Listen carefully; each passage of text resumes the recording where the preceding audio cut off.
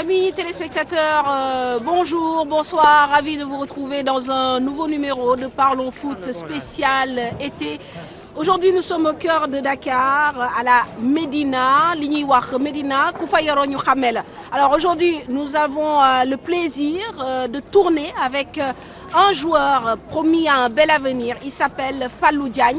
Alors pourquoi le choix porté sur Fallou Diagne? Parce que cette saison, il a fait preuve d'une maîtrise et d'une présence au sein de la défense donc de Freiburg en Bundesliga. 30 matchs joués en tant que titulaire, une confirmation.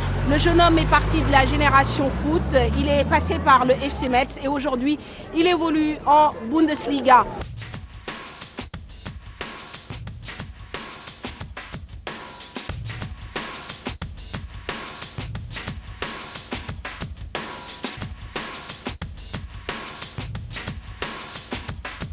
Fallou ñu ngi lay nuyu. maa ngi ziar. di rafetlu tey ñëw tourné ak yow émission bi nga xam ne mooy Parlons Foot spécial été tey nag dañu bëgg balaa ñu gën a sori nga wax ñu un peu programme bi lan lañ nar a gis lan lañ nar a def. waaw li ngeen nar a gis mooy comme d'habitude rek nu Fallou di dundee ak nit ñi rek fii ci Médina bi xam nga jéem a wan tuuti rek famille bi ak copains yi.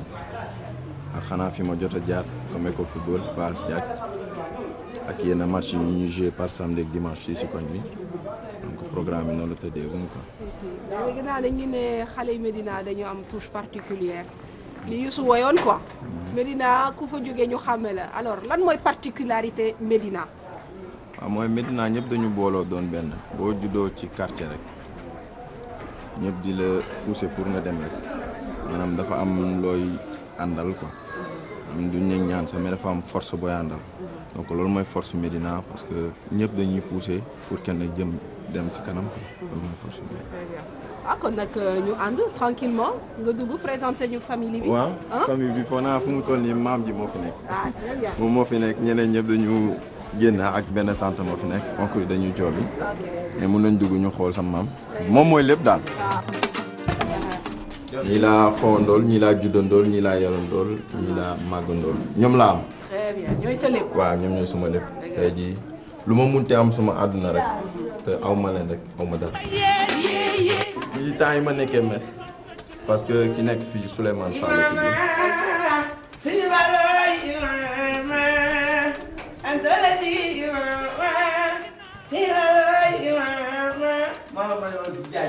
kii suma xarit la El Hadj la waaw moom artiste la quoi léegi lay def ñuy wax kii mooy yaay Moussa Diop kenam kii mooy sama maam.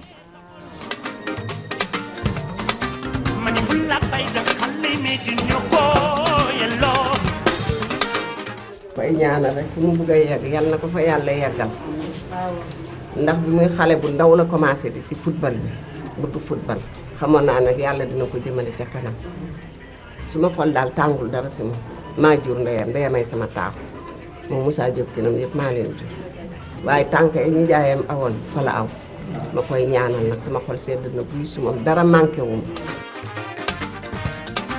man ñii ñooy ñan ñii ñooy Médine.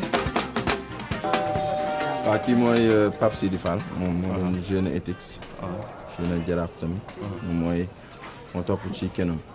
te li ngeen def nii aussi dafay encourager sax le joueur pour que ñeneen ñi bu ñu ko gisee sax dinañ mën a je me dis que góorgóorlu pour que ñëpp mën leen xam daal parce que lii mooy tax ñu xamul woon ñu xam leen. bon mais damay wax tuuti rek ci sacrifice bi mu def parce que déjà ñun temps yi ñuy football ñun bon chance bi mu am nii footballu léegi ñun amuñu ko woon c'est déjà ñun football nañ bay bëgg a dee donc chance bi ñu am nii mais dafa laaj aussi sacrifice dañuy wax aussi ci côté sacrifice bi mu def. parce que bëri na ay jeunes aussi yoo xamante ne ñu ngi football tey am âge bi ñu am ñoom ñoo doon footballandoo ñooñu déjà bàyyi nañ wala ñu ngi ci leneen mais moom mi ngi continuer suivre sport bi parce que dafa am sacrifice ba sport laaj donc moom dafa dëkk ci loolu depuis que ñu nekk ci kër gi fii depuis tout temps boo xoolee bu booy di fob yi di def leneen moom constamment mi ngi ci entraînement donc je me dis que loolu la ko yàlla fay tey parce que dañuy wax rek loo sonn rek bon yàlla fekk ci la ci donc sacrifice boobu mënoon def depuis à bas âge voilà amul woon jotu foo bi amul woon jotu yu bari donc loolu moo feeñ nii tey.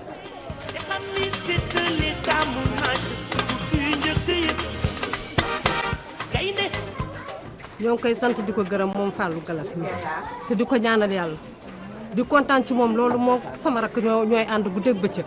sama papa yaa ngi ne Fallou Sane père ma lay gaañ xam nga waaw Baye Fall ñi ñooy kilifa yi ne ko ñi ñooy sànni ñaani quoi muy ñëw donc ñii la quoi yi Fallou Sane waaw sama papa la ñoom ñoo ma tudd waaw ñii ñoo ma tudd ñii ñoo naan je crois que évolution bi ñu def yegg si fii bettul kenn maintenant au prix de sacrifices de beaucoup de sacrifices il s'est privé de beaucoup de choses yegg seen moromam am moom bàyyi mën na ko bàyyi ataaya ji mën na ko bàyyi bal bi mën na ko bàyyi il ne s'occupe que de son football surtout bu mu nekkee si école de football bi. Alors, quel genre d'enfant était-il? Est-ce qu'il était turbulent? Il était turbulent. Ah, il en a l'air. Ah non, non. Ah, il était turbulent. Dëgg bopp. Ah oui, oui, oui. Ah oui. Oh oui. Un entêté, disons. Oh oui. Entêté, bon, peut-être que du défaut. Parce que xam na lu mu bëgg aussi. Am na défaut comme ça, man na bañ a nekk aussi. Parce que ku nekk sa conviction doo ko bàyyi daal. Ah waaw.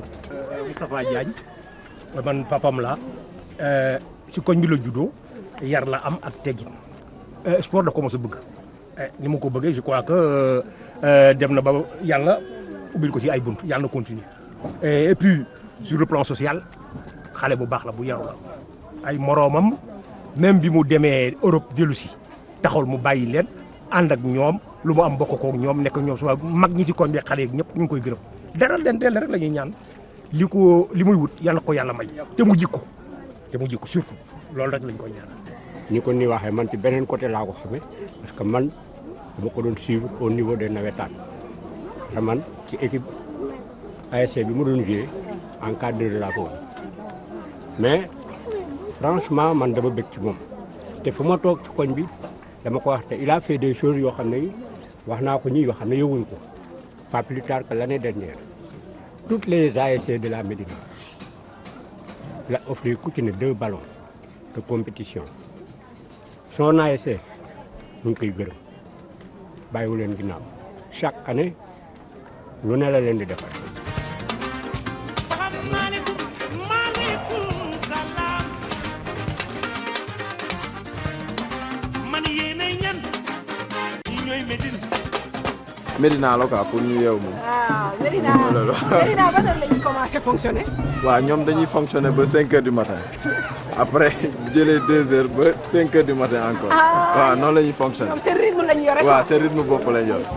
mooy Médina quoi moo tax. loo si jàmm rek nga commencé na.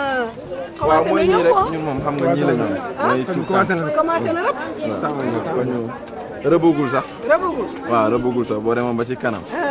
nga xam rëbaayu koñ mais dañ fi am ay kii quoi ay noon booy yi mooy booy bi yor butéel bu bula bi nii nee na mooy yor xonjomu gaay dañ leen fi jàpp ñaari yoon defal leen affaire ma ne ko dañ leen fi jàpp ñetti yoon defal leen affaire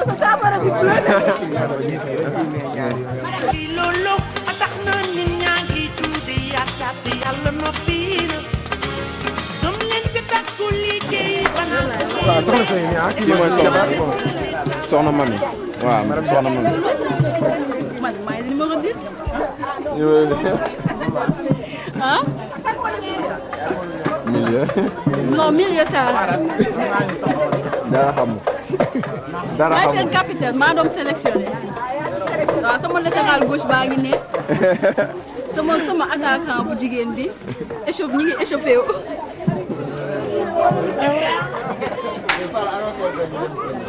waaw léegi baa ñu dem xool ki nga xamante ne moom moo ma tette woon ba ma nekk xale nekk ci école football muy Paas Diak ñu dem fa xool ko comme mi ngi fa en ce moment di entraîné booy ñu dem fa xool ko ñu waat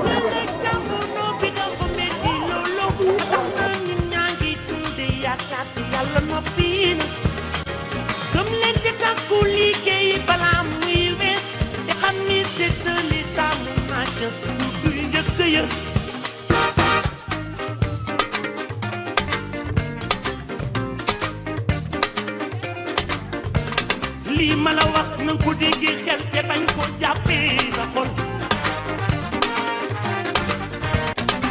ma ni xale Médine mosu ñoo des gannaaw sunu avenir nañ ko téye ak sunuy loxo xale Médine jom lañuy wéyee bilay ndam lu nekk Médina dugal na ca loxoom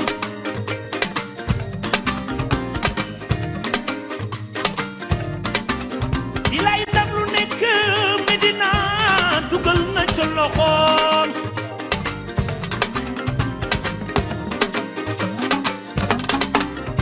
mbaye yeye bilay dugal nga ca loxo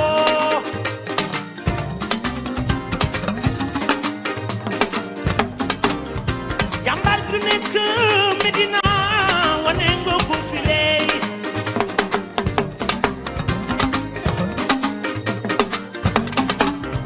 mbaye yeye bilay dugal nga ca loxo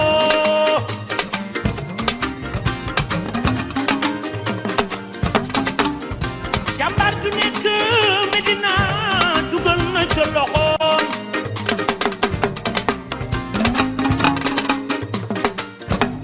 lii ma la wax na ko jeexal te bañ ko jàppee sa xol juddu football bi quoi fii la donc fii mooy école Médine.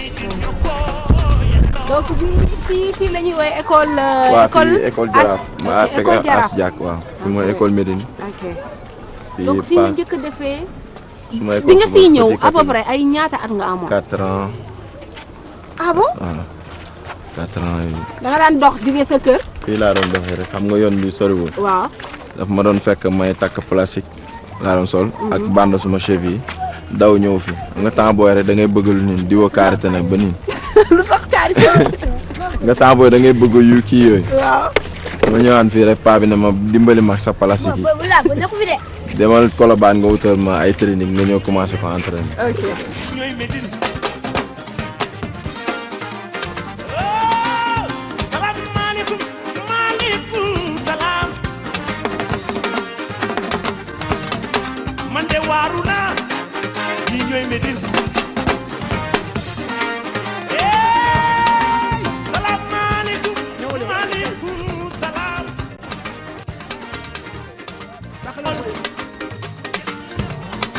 ma ne fu la fay da xale Médine ñoo ko yelloo salaamaaleykum maaleykum salaam man ñii ñooy ñel ñii ñooy Médine non fii ne salaamaaleykum maaleykum salaam mbay ji ñii ñooy ñel ñii ñooy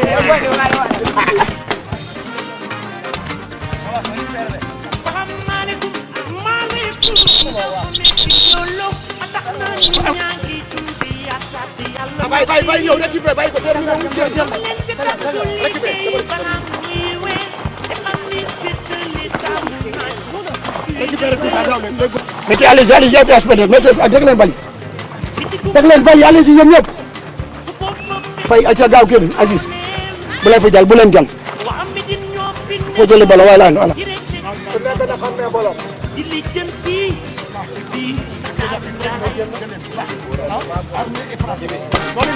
bañ leen nangu xale yi Médine ma suñoo des gannaaw ndox daal ba mu doon tax démb soo demee fa tooy diggale jamono bi dafa metti loolu tax na ñu ñaa ngi tudde yaakaar ci yàlla noppi na gëm leen te tànku liggéey balaa muy wees te xam ni séddale taamu naa dëkk ya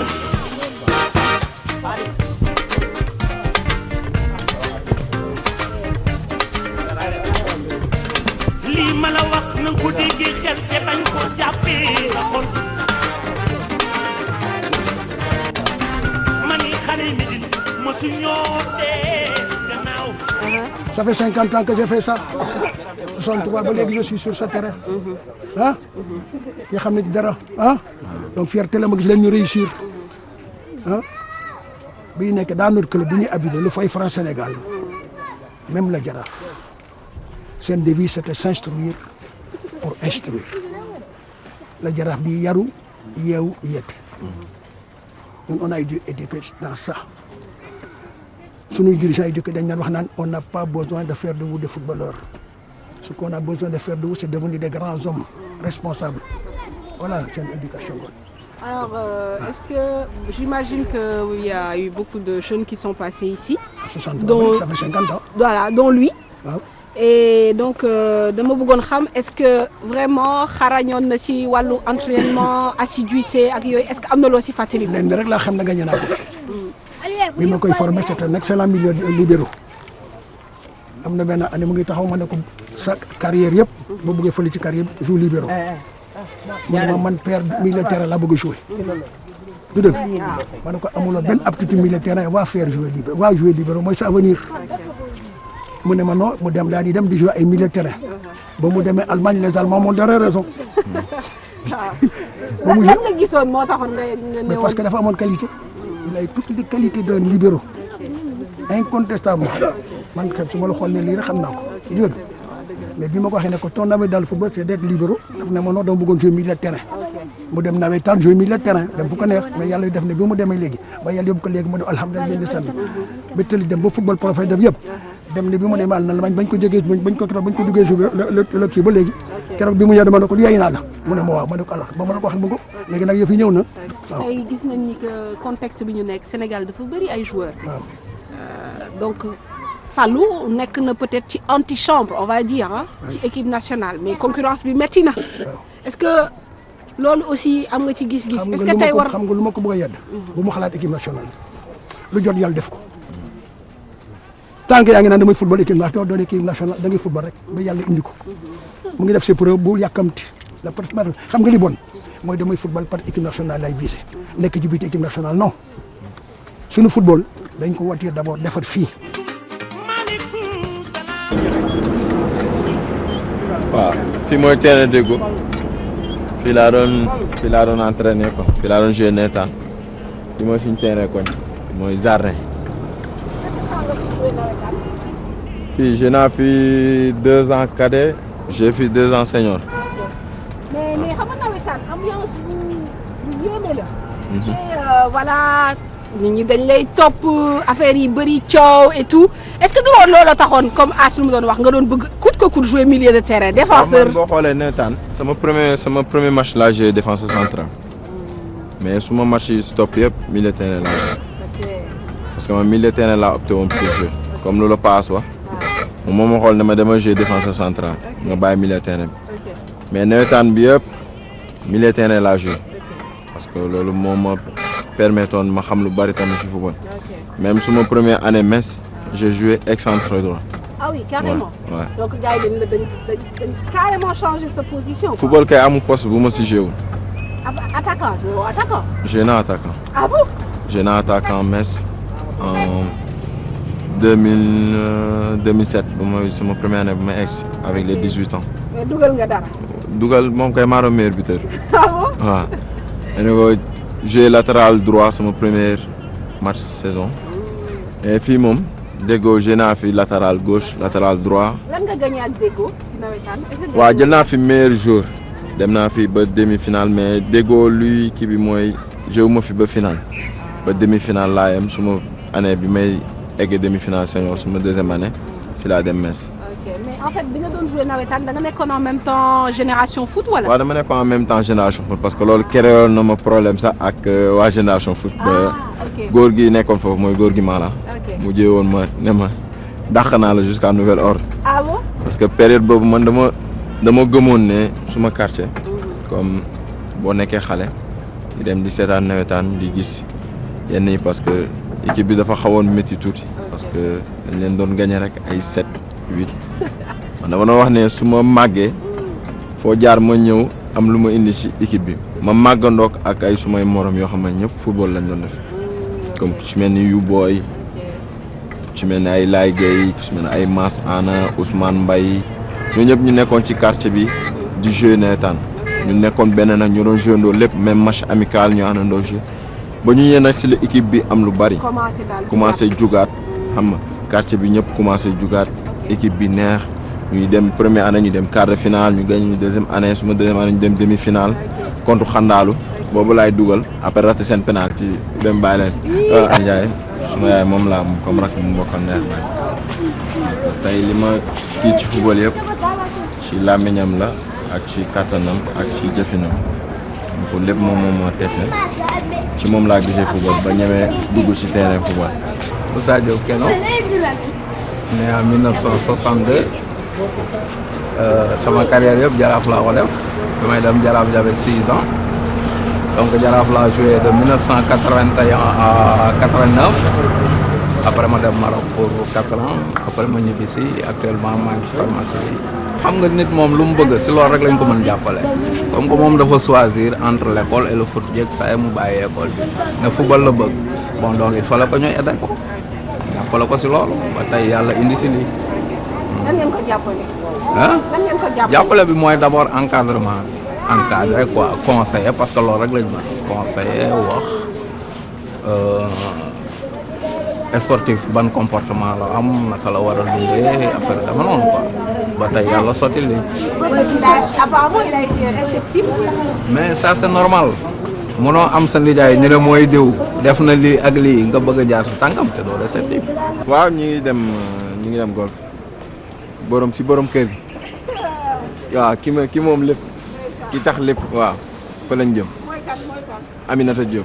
li ngeen fekk nii rek mun naa wane ne maanaam li ñuy wax nii mooy nit ñi ci moom parce que mun naa ne fii li ñu fi indi man ak yaayam ak xale yi yëguñu ko sax def na li muy def woo ma téléphone ma ñëw mu ne ma yàgg sama yaay damaa bëgg am fu ñu dem ma ñëw mu jël ñaari taxi jël xale yi jël yaayam jël ma bi ñëwee ba ci buntu kër gi mu rocc caabi teg sama loxo ne ma fii kat laa leen utal papa ma ne ko ah mu ne waaw keroog mun naa ne Siré mi dafa tiit ba léegi affaire boobu ba léegi def ko teye ma ne ko nag lii jomb la ndax itam yow yaa ko liggéey parce que moom mii parce que mun naa ne falu mi xam nga gis nga fa at yi falu am mos da dégg benn yoon ma ne Siré nii wala Siré ne ma naa mos da am jàmm la ñu nekk boo nu fekkee di nga yaakaar ne man ak moom duyit ak borom këram waaw comme dama ko gane si wala moom mu gane si moom xam nga man du ma wax loo xam ne nii lu nekkul lu ma wax ci falu mi rek mooy li nekk lu ma wax ci Siré mi mooy li nekk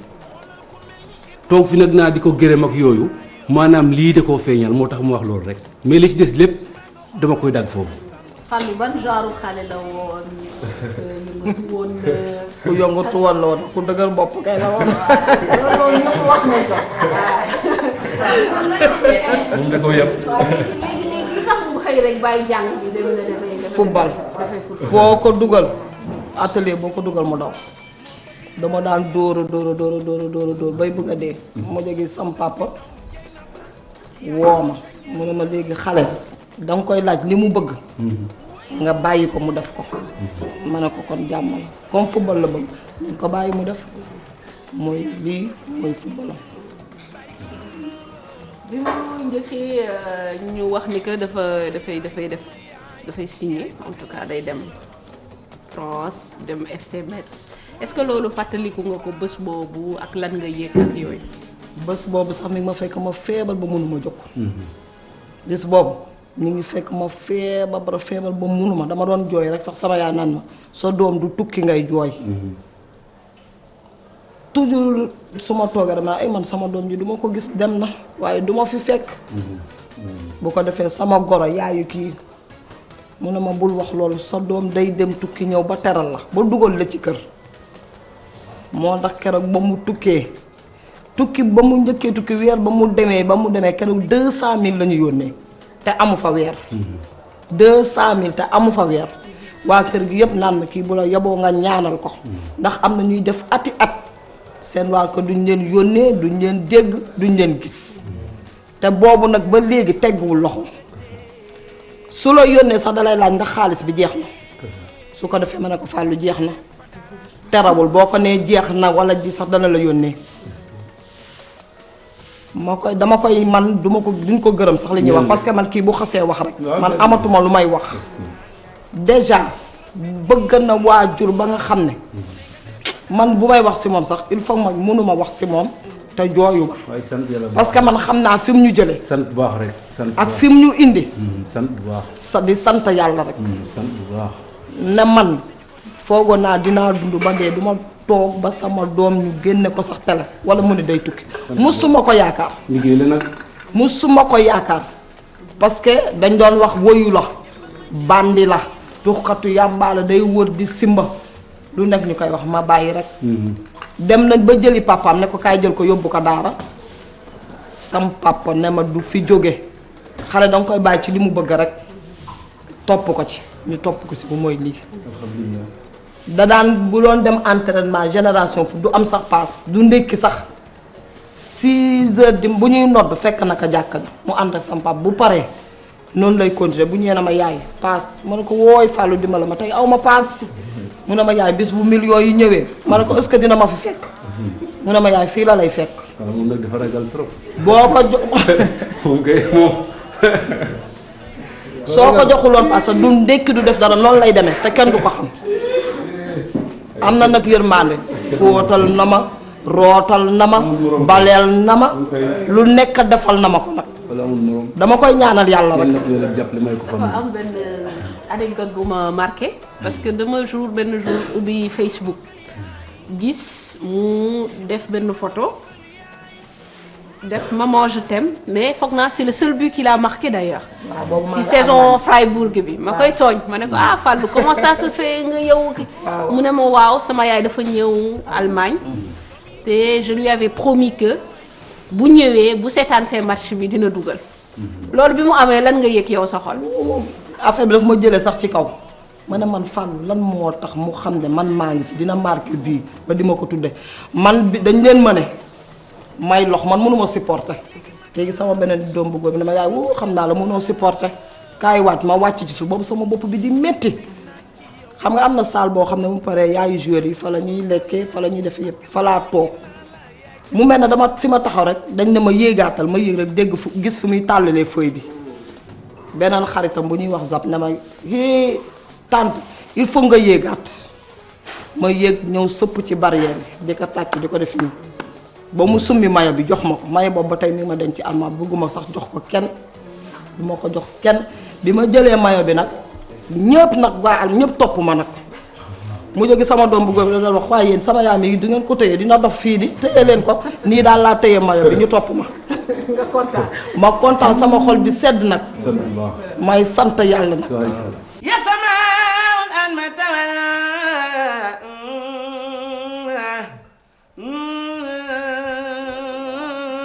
waaw ina may masalu jokalasi waay yonen ba leen gën kama masalu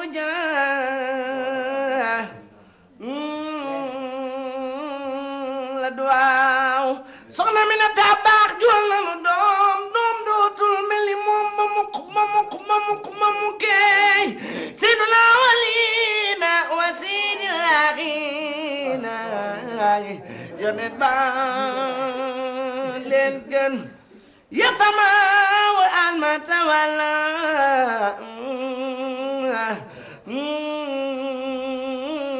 la duwaaw budu woon ak moom budu woon ak Mamadu Lamin budu woon ak maam yàlla du amal jaam ñee Seexi Bamba Fallu ni la yàlla def ku neexul yaay ki reere yaay ki reere yaa reere baay mee galato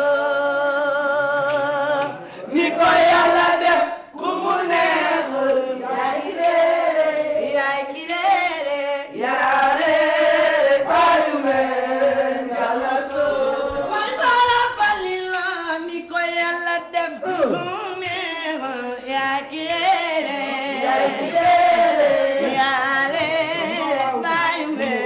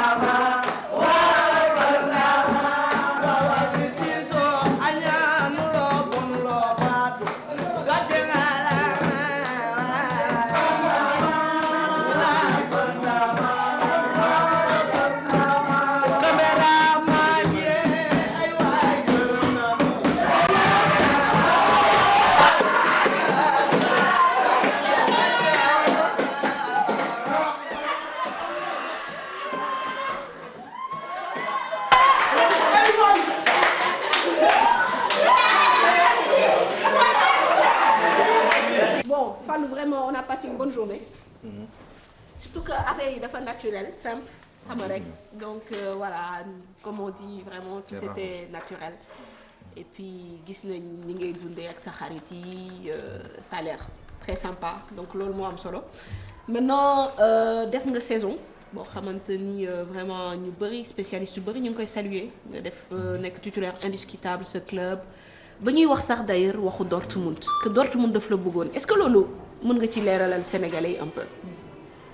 waaw déjà sant yàlla rek alhamdulilah parce que nit moom boo toogee ba luñ la yaakaarul ba dem ba jamonoy dox nit ñi am yaakaar ci yow déjà sant yàlla donc affaire Dortmund boobu amoon na parce que même man déplacé woon naa ba dem ba Dortmund ba jot a discuter ak ñoom yëpp ba.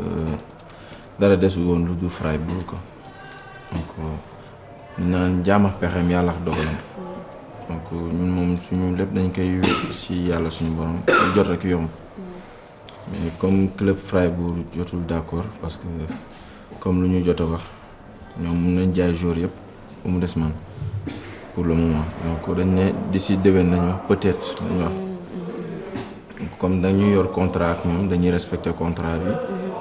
keroog yàlla di tudd suñu départ. loolu créé wul benn frustration quand même sa côté parce que joueur li mu bëgg mooy di def ay preuves di progresser donc di passer ay étapes te Dortmund vraiment ren boo gisee li mu def ci championnat Allemagne ak Champions League est-ce que bi nga yégee ni Freiburg d'accord amoo tamit lu la metti tuuti. xam nga sànq samay biir wax naa la ko nee naa la nit. booy dox ci kaw àdduna da nga war a xam sa bopp xam yaay kan du lu ñëw rek yóbbu la wala du ñëw lu ñëw rek tiital la dañuy dal saa su ne dañuy dal ànd ak dal di xaar rek lépp sotti malgré dina am ci benn côté dina la xaw a frappé tuuti parce que nit ku nekk jour bu nekk booy dugg ci biir terrain ñaan nga yàlla dem club yi nga xamante ne ñooy sut ci club bi nga nekk mais comme li ñuy wax rek. bu ko yàlla dogalee ñu dem bu ko dogalul ñu toog. sa venue en équipe nationale nekk na quand même débat ñu wax ko ñu ñàkk ko wax c'est vrai que am na ñu fi nekk ñu def tamit ay performances yu wér mais ren bon ñu bëri nee nañ ak liggéey bi nga def xam nga Bundesliga nekk championnat quand même boo xam ne ça fait partie des championnats majeurs am na ñu la ci doon xaar est-ce que yow tamit yaa ngi doon xaar sa bopp déjà loolu question boobu. man yàgg naa la wax nee naa la. man ba ma paree pour Sénégal depuis ba ma nekkee Metz la comme li ñu wax rek lu jot dafay yomb loo gis ci àdduna dafa am njiit te bu jiitoo da nga koy nangu te bu dogalee da nga koy nangu xëccoowuñ dara lu ñuy ñaan rek mooy booy ñëw rek na doon lu gën te mu doon loo xam ne da ngay dégg wiiw moom solo su ma tegee suma tànk équipe nationale du génn moo tax dañ ciy daw nànk dal ci nànk mu jot parce que loo gis rek nànk-nànk la waaye du ñëw rek bëxër rek jël lépp boo xoolee Sénégal ñu ñoo ëpp joueur ci Afrique ñu nekk Europe di football ñu jël ñëpp mais il faut que ci benn côté il faut que ñu defaraat bu baax ñu xoolaat affaire yi bu baax a baax parce que yoon la ñu wax ne yoon bu ñu bëggee am dara ñu ko teg ci yoon ku nekk li nga war a am nga am ko li nga war a jël nga jël ko mais ñun duñu yàkkamti dara ala kuliyaali bu fi naka lañ koy waxee bu fi Messi nekkoon sax wala Ronaldinho sax bu ñu fa war a teg suñu tànk dañ ko fay teg te xooluñu ci loolu ñun dañu gëm Sénégal bu dul tey équipe nationale même buñ fi jéewul dañ ko gëm ba ilaa yawmi diin parce que moom la ñu am parce que yaakaar naa ne kuñ ne équipe nationale France ngi moins de 20 ans nga ni dew ma tant que dew ma Sénégal kon kooku am na fu mu teg Sénégal donc ñun ci loolu la ñuy dox dañu gëm fu ñu jugee te bu foofu la ñuy delluwaat lu ñu munti am ci kaw àdduna muy Sénégal ñoom la ñu am gënu yokk lu ñuy def doyul pour man des na lu bari lu ñuy yokk parce que ñu tollu phase boo xamante ni Sénégal dañu war a dem te bàyyi di jël làmb ji ak football bi di ko tëkkale mënul bokk. waaw lu tax loolu. mënul bokk làmb ji moo ko yor de. mais làmb ji individuel la suñu dëkk la yem te football bi c'est partout dans le monde ngay dem dañu war a gëm suñu football ñëwuñ nii rek pour football nii match jeex ñu ñibbi ñu war a joxe dara pour dëkk bi am dara parce que boo xoolee fi ñu jóge ak fi ñu dal waru mun a nekk foo ñu am ngëm-ngëm bi xam ne dara xëyul rek sotti nañu booloo ñun ñëpp ñi fi nekk ak ñi fi nekkul ñi fi yàlla teg ak ñi fi yàlla tegul ñëpp nañu booloo ñun ñëpp ñu yóbbu Sénégal fi mu war a egg fi ñu ko war a déggee. alors lan lañ la mën a souhaiter pour jeexal entre. gudd fan ak wér-gu-yaram ak yokk te gën a am xolu bu ubbeeku pour ñëpp ak doon taalibe bu wóor. kon Fallou ñuy wax ni Fallou dafa bëri dosé kon dañu juum kon xëy na fulla bu bëri la parce que dégg naa ko de ñu ne Fallou moom dafay dosé dafay gazé xam nga. waaw xam naa est-ce que du maturité bu ëpp tamit. dosé ci ban fan. ah dama ko dégg rek gars yi daal dañ koy wax. kuy dosé day fekk ñu lay gis nga man mooy li ma. xam nga nag homme public nga à partir du moment où homme public nga de am ñoo xam ne dañ ne xam nga tey yow ku la xamul dina ne Ndeye Fatou dafa bari dose day nekk ci télé bi di làkk ay français yoo xamul xam nga nit ñi moom xam nga lu nekk la ñuy wax mais il faut nit ki toog ak yow waxtaan ak yow pour xam yow yaay kan nee naa la nit du kuy dox ni kacca ci biir la ba ci joxe ba ci wax ba ci yéene lépp ci biir la du ay dox nii kase di wanewu wala bariwuñ dosé macha allah ñu ngi sant yàlla mais li ñuy wax rek mooy ñi bari dosé mooy ñi nga xamante ne dañu rëy maanaam mooy li mu doon wax sànq fëgg sa dënn naan yow la ilaa yow mi din doomu aadama waru ko def. ñu ngi lay jaajëfal en tout cas di la remercier ñun daal comme je disais tout à l'heure on a passé une bonne journée et voilà donc gën a xamante ak yow gën a xam sa jaar-jaar. gën a xamante ak sa famille et puis gis sa xarit yi nuñ la taxawoo donc vraiment ñu lay souhaiter bonne continuation. moom door ñu ay xarit. voilà ñooy sa doomu ndey ñooy sa voilà mooy sa lépp voilà donc du coup vraiment di la ñaanal aussi carrière bu mucc ayib ñu nekk ba xam nga nekk fu kawe daal et puis te mucc la donc ñun aussi ñuy remercier ñi ñu àndal